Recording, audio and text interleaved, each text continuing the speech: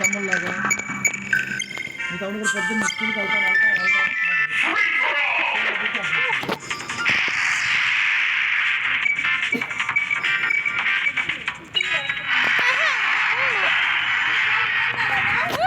Recording చేస్తాను.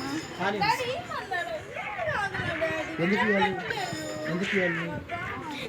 Recording చేస్తున్నా చెప్పినప్పుడు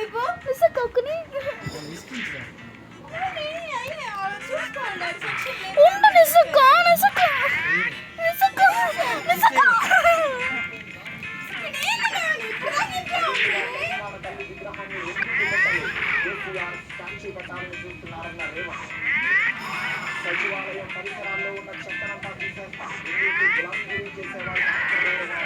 ఒకసారి నీకు అర్థం కాదా?